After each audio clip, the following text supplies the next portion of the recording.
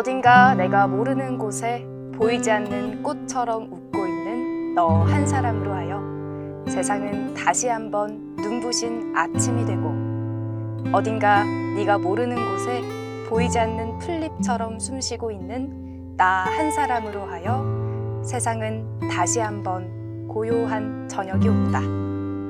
가을이다. 부디 아프지 마라. 제가 지금 읽은 시는 나태주 시인의 멀리서 빈다인데요. 가을이라 분위기 있게 가을에 어울리는 시로 오프닝을 열어봤습니다. 어떠셨나요? 독서의 계절 가을, 가을만 되면 괜스레 책장에 묵혀뒀던 시집을 꺼내 감상에 적거나 또 평소에 잘 가지 않던 서점을 들러 한가득 책을 사기도 하는데요. 이번 시간은 깊어가는 가을과 너무나도 잘 어울리는 문학청년 고명재 작가님 모셨습니다. 안녕하세요. 안녕하세요. 반갑습니다. 반갑습니다. 작가님 자기소개 한번 부탁드리겠습니다. 네, 안녕하세요. 저는 시를 쓰는 고명재입니다.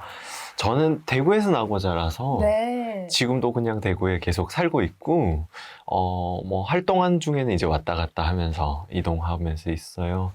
그 시 쓴 지는 되게 좀 오래됐는데, 시인으로 활동한 거는 그렇게 오래되지 않은 애기 시인입니다.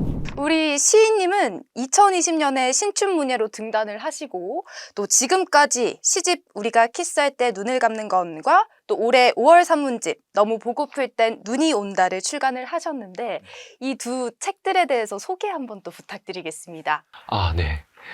시집, 산문집 다 처음 내본 책이죠. 태어나서 처음으로 책이라는 물성을 가진 물체를 만들어 본 경험인 것 같아요. 하나는 오랫동안 해왔던 그 시쓰기를 10년 정도 했던 작품들을 이렇게 네. 솎아내고 정리해서 작년에 12월에 출간했었고요. 네. 그리고 산문집은 그때 직후부터 시집을 이제 발간하는 과정 동안 제가 되게 사랑했던 분들을 이렇게 떠나보내는 경험들을 좀 하게 되었었어요. 그렇군요. 네, 그것들을 하나하나 좀 기록하면서 좀 잘 사랑을 복원하고 싶다라는 생각으로 썼던 책이에요. 그래서 둘 다 처음이고 둘 다 되게 사랑하는 마음으로 썼던 그런 책입니다. 정말 네. 작가님의 애정이 듬뿍 담겨있는 책들이네요. 네. 특히나 이 너무 보고플 땐 눈이 온다 산문집은 글뿐만 아니라 그 책의 겉표지와 속지까지도 독자분들께 전달하는 메시지가 있다고 들었어요. 그 책은 이렇게 표지를 보시면은 아실 수 있겠지만 되게 색이 바른 회색을 띠고 있어요. 그게 왜 그러냐면 제가 어렸을 때 저희 집이 좀 많이 형편이 어렵거나 이런 상황이기도 했고 네. 또 집이 도심 사찰 바로 주변에 있었어요.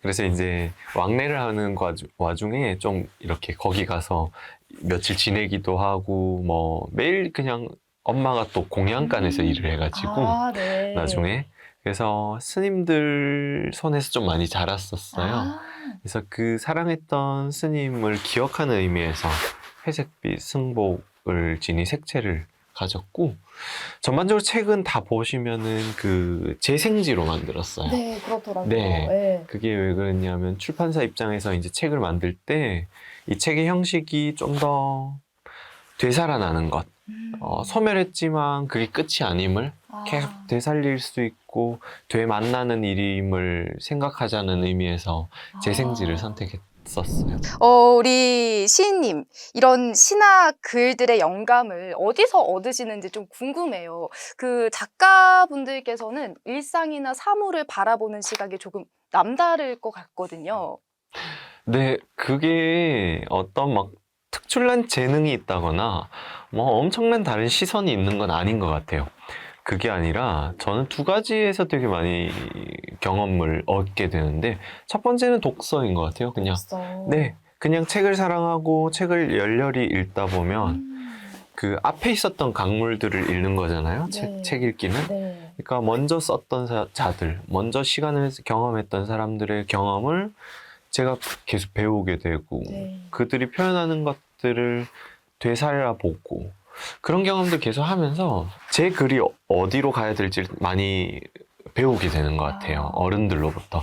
그래서 그게 저보다 어린 작가든 나이가 많은 작가든 그 나이와 상관없이 네네 선행했던 언어들로부터 자꾸 빚지고 배우고 같이 흘러가는 이미지 이렇게 되게 강물 같은 이미지로 그렇군요. 네 쓰는 것 같고요. 그거 말고는 일상에서 좀 세밀한 걸 많이 생각해요. 그러니까 어떤 사람을 그냥 사랑했네 라고 말하는 표현은 너무 크고 거창하잖아요. 그렇죠. 그게 아니라 그냥 그 사람 속눈썹이 어떻게 생겼더라? 되게 이런 네, 말단 같은 거를 좀 눈여겨서 계속 보려고 하면은 그 사람이 더 선명해지는 느낌들이 있는 것 같아요. 그럼 아까 전에 선행하는 것들을 읽어보고 거기에 흘러가듯이 나의 글을 담는다 이렇게 말씀을 하셨는데 우리 작가님이 가장 좋아하는 시나 또 존경하는 작가가 있을까요? 너무 많아요. 너무 그러니까 많아요. 사실 끝도 없이 많아서 네. 그게 너무 행복한 경험이고요. 왜냐하면 한 사람으로 정해지지 않고 매년 매해 새 책이 나오고 새로운 작가가 탄생하고 그걸 목격하는 즐거움들이 있어서 네. 그냥 개인적으로는 매번 나오는 새 책들을 되게 애정하는 편인 것 같아요. 그리고 그걸 제외하고는 10월에 몇 년 전에 이제 돌아가신 허수경 시인을 되게 사랑해요. 네. 허수경 시인님 시를 학부 때 되게 사랑했고 학교 다니면서 그래서 저한테 약간 첫사랑 같은 시인으로 네, 기억합니다. 그런데 사실 이렇게 내가 사랑하는 직업이긴 하지만 모든 예술가, 모든 작가들의 딜레마죠. 창작의 고통이 없을 수가 없거든요. 이 글을 쓰면서 힘드실 때 어느 순간이 가장 힘든지 또 어떻게 극복을 하시는지도 궁금합니다.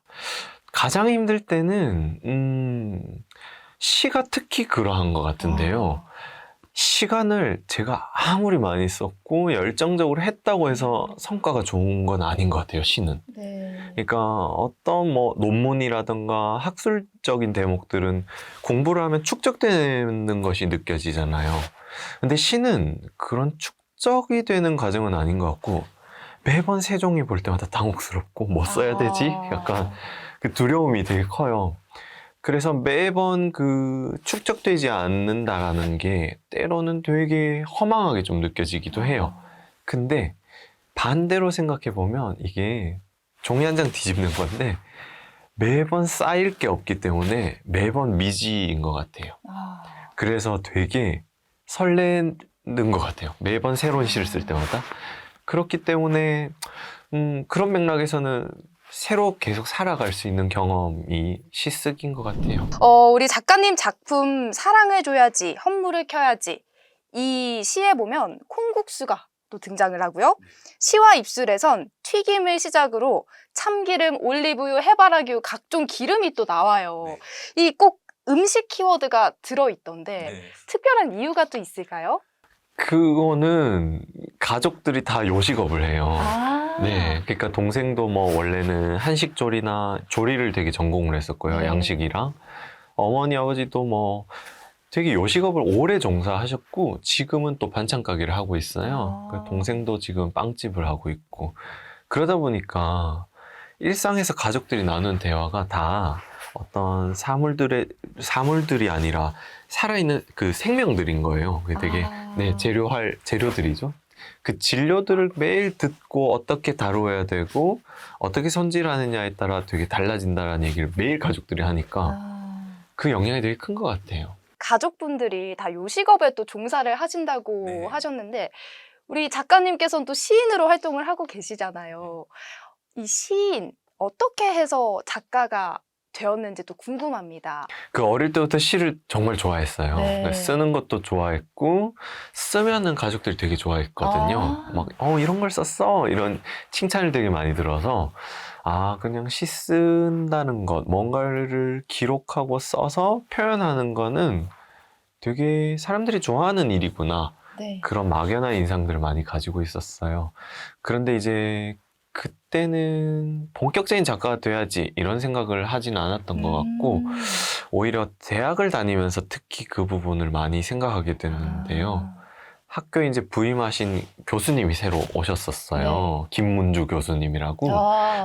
그 교수님이 와서 수업을 하는데 기존엔 제가 막 뭐 윤동주라든가 김소월이라든가 우리가 알던 시인들만 항상 보잖아요. 근데 단 한 번도 본 적 없었던 시인들 시들을 막 소개해주고 읽어주는데 너무 설레는 거예요. 매번 새로운 작품들을 볼 때마다 이런 세계가 있구나 그런 걸 너무 많이 느꼈고, 그래서 선생님을 보면서 이런 일을 하면서 살면 정말 행복하겠다라는 생각을 네. 많이 하게 됐던 것 같아요. 그래서 본격적으로 작가가 되고 싶었던 건 순전히 저희 선생님 덕이고, 네. 선생님이 소개해준 시집들, 책들, 소설들 때문이에요. 네. 아, 그렇군요. 이 질문을 안 드릴 수가 없어요. 우리 구독자분들 중에 F는 이 시인님의 작품을 보고 와, 감상에 적기도 하지만 T는 뭐야? 이렇게 할 수가 있잖아요, 사실. 그래서 MBTI가 좀 궁금합니다. 극 F이실 것 같아요. F 100% 맞나요? 네, 아, 그렇군요. MBTI 혹시 어떻게 네. 되시죠? 저 인프피예요. 인프피인가요? 네, INFP. INFP. 제가 ENFP예요. 그렇구나. 저도 정말 한 감성 하는데 우리 작가님은 조용한 감성쟁이라면 저는 네. 시끄러운 감성쟁이거든요. 역시 F셨군요. 이 MBTI 이 성향이 네. 작가와 잘 맞다고 생각할 때가 언제이신가요? 그냥 여러 가지 방면에서 좀 그러한 것 같은데요. 일단 I니까 좀 내향인이라서 도서관에 있는 시간이 길어질 수 있었던 것 같아요. 그게 되게 컸고, 글을 쓸 때 좋은 거는 F도 되게 좋죠. 그러니까 어떤 세계를 받아들일 때 감정적으로 생각하고 타자의 감정에 되게 예민하잖아요. 네. 이렇게 말하면 저 사람이 다칠까? 이렇게 말하면 저 사람이 행복할까? 그런 걸 자꾸 염두에 두는 언어가 문학의 언어라는 생각을 되게 많이 하게 되는 것 같아요. 문학의 언어다. 네. 그래서 그런 대목들도 성격이랑 잘 맞고, 무엇보다 저는 시에 되게 적합한 건 그 직관적인 것 같아요. 그래요? 그러니까 N이죠. 직관형 N. 네. 논리적으로 이렇게 하나하나 생각을 해서 쫓아가는 일도 재미는 있는데, 산발적으로 뭐가 튀어나오는 거가 되게 행복한 경험인 것 같아요. 본 적 없는 세상들이 막 이렇게 드러나고 무릎처럼 튀어나오는 그 경험이 직관적으로 올 때가 되게 행복한 것 같아요. 그게 시 쓰는데 돈 많이 드는 것 같아요. MZ세대이시잖아요. 근데 본인이 느끼시기에 윗세대 작가분들과 세대 차이랄까요? 뭔가 다른 것 같다고 생각되는 부분이 있으신가요? 본질적으로 그 차이가 있다고는 생각을 안 해요. 그러니까 시를 쓰는 마음이나 뭐 시를 좋아하는 마음이 세대나 나이 차로 크게 갈라질 부분은 저는 전혀 없다라고 생각을 해요. 다만 이제 조금 차이가 있다면은, 예전에 선배 선생님들이 쓰셨던 글들은 되게 더 좀 문학주의적이었겠죠. 그러니까 현실보다는 더 관념적이고 정신적인 것들을 많이 고민하셨고, 또 그 외에도 뭐 정치사가 되게 복잡했었잖아요. 그렇죠. 그 시기는. 그래서 그런 어떤 현실 정치의 문제들도 문학 안에는 항상 같이 다투는 자리였다면, 저희 세대들은 그거보다는 좀 더 표현적인 맥락에 많이 집중하는 세대들인 것 같다는 생각은 해요. 근데 뭐 이런 거는 되게 디테일한 차이들일 뿐이지, 그냥 뭐 사람이 시를 쓰고 시 읽고 좋아하고 사랑하는 그 기관은 별로 인간의 마음의 형태가 크게 다르지 않다고 생각하거든요. 그런 맥락이서라면 그냥 저는 같다고 생각을 해요. 이 포털 사이트에 작가님을 검색을 하면 시인, 작가라는 직업도 나오지만 대학 강사라고도 나와 있더라고요. 이 어떻게 보면은 투잡을 하시는 건데 솔직히 이 대구에서 작가로 살아가기 어떠신가요? 아주 솔직하게 말씀을 드리면 많이 척박하죠. 그러니까 문학 자체가 돈이 되게 참 힘든 일인 건 맞고, 또 문화 자본 내에서도 문학이 좀 확실히 소외되는 감은 없지 않은 것 같아요. 이제는 시대가, 한때는 되게 문학에 대한 사랑들이 되게 뜨겁고, 또 예전에는 뭐 우리 그런 거 있었잖아요. 책 이런 막 프로그램, 책을 읽읍시다. 뭐 이런 프로그램 하면서 책에 대한 관심들이 높아졌지만, 최근에 와서는 다시 좀 많이 느끼는 게, 넷플릭스나 뭐 이런 되게 볼 수 있는 OTT 서비스나 이런 게 너무 많잖아요. 그러다 보니까 이 활자를 읽어가면서 고민하고 생각하는 경험들이 되게 많이 줄어들고 있는 것 같아요. 그래서 네. 그건 비단 저 혼자만의 문제는 아닌 것 같고 네. 출판계나 글을 쓰는 사람 전체가 경험하고 있는 어려움들인 것 같아요. 네. 그런 맥락들이 있지만 반대로는 또 그런 건 있어요. 저는 강사로서 살아가는 일이나 대학에서 같이 시 쓰고 시 읽는 일 하는 게 진짜 행복해요. 그러니까 학생들이랑 같이 막 이 시 너무 좋지 않냐, 네. 막 아니면 네가 쓴 시 이런 부분은 너무 좋은데 이런 부분 정말 별로다, 막 이런 이야기를 주고받고 이야기하는 것 자체가 너무 행복해요. 특히 또 학생들은 저보다 젊으니까 네. 저보다 훨씬 더 멀리 가고 미래지향적인 어떤 태도들을 가지고 있거든요. 네. 그런 거 보면서 진짜 많이 배우고 저도 경험하는 것 같아요. 그래서 물론 생계가 아주 제가 막 윤택하고 그렇진 않은데 그럼에도 불구하고 쓰고 읽는 일, 그리고 같이 얘기하고 가르치고 시 이야기하는 일, 그거 되게 저한테는 의미 있고 행복한 일이에요. 그럼 작가님의 관점에서 대구는 어떤 도시인가요? 대구는 되게 여러 가지 얼굴이 있는 도시인 것 같아요. 네. 정치적으로도 되게 뚜렷한 색깔이 있는 그 도시다 보니까 네. 그 반대항도 되게 강한 것 같아요. 그래서 겉으로 보기에는 되게 편향될 수 있다고 생각할 수도 있겠지만 정치적으로 반대적인 색채나 목소리들도 굉장히 강렬한 매력이 있는 것 같아요. 네. 그래서 저는 대구 하면 그냥 항상 떠오르는 게 제가 살고 있지만 여름의 이미지거든요. 여름. 네. 데프리카죠. 네. 그 여름에 보면 아주 강렬하잖아요. 네. 한 계절의 절정이라는 느낌도 굉장히 강하게 들고 맞습니다. 여름에 피는 꽃들도 보면 색채가 굉장히 강렬하잖아요. 그래서 그런 강렬성들이 대구에는 확실히 좀 있는 것 같아요. 그래서 저는 나고 자란 도시라서 어떤 맥락에서 너무 밉고 지긋지긋하기도 한데 네. 네, 어떤 맥락에서는 너무너무 그치만 그 뜨거움들을 사랑할 수밖에 없는 여러 가지 감정들이 드는 도시예요. 그래서 할 수 있다면 네. 이곳에서 오래 그냥 글 쓰고 지내고 싶다는 욕심은 있고 또 한 가지 대구 좀 특징은 네. 대구의 언어는 네. 옛날 그 양반 가문들이 되게 많았잖아요. 여기는 네. 선비 문화가 강했다 보니까 언어를 되게 세세하게 사람들이 쓰기보다는 네.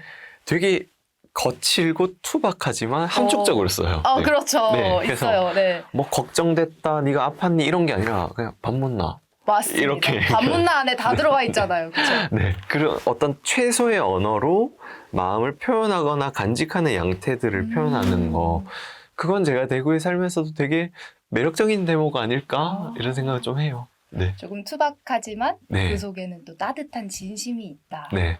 이 작가님의 눈빛에서 이 대구에 대한 애증의 그런 감정을 또 제가 읽었는데 자, 이제 거의 마지막 질문이나 마찬가지인데 가을에 읽기 좋은 시집, 또 책을 추천을 해주시면 좋을 것 같아요. 네. 지금 떠오른 책들 좀 여러 가지가 있는데 소설 하나랑 시집 하나 추천해 드릴게요.